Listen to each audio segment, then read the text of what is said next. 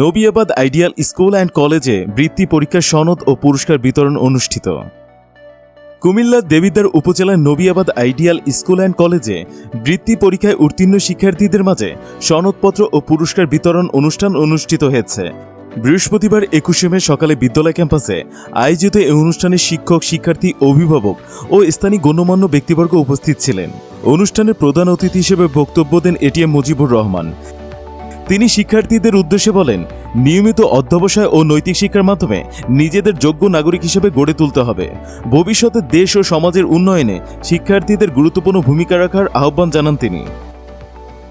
মায়েদেরকে আমি একটা কথা বলবো যে একজন শিক্ষিতা মাতা 40 জন শিক্ষকের সমান কাজ করতে পারে, অর্থাৎ 40 জন শিক্ষক যতটুকু কাজ করতে পারে একজন শিক্ষিতা এবং সচেতন মাতা ঠিক কতটুকু কাজ করতে পারে।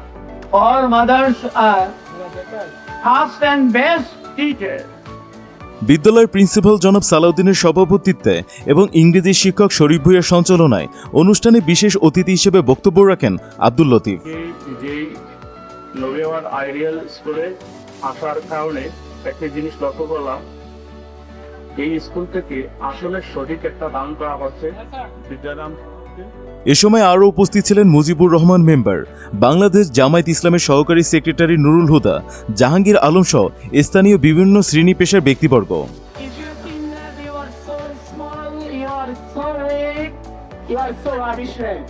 আপনি যদি মনে করেন আপনি সমাজের সবচেয়ে দুর্বল, তাহলে মনে করতে আপনি স্তবিদ, আপনি বোকার শহরে বসবাস করেন।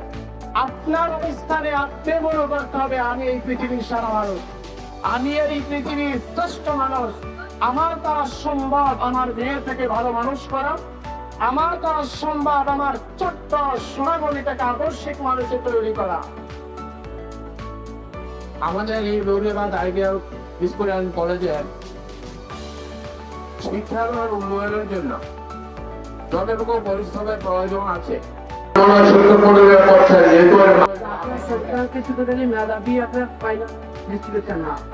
একজন আদর্শ সরকার তৈরি করতে না পারেন তার সময় সাথে কথা না শুনে তাদের নেতার কোনো মূল্য নেই।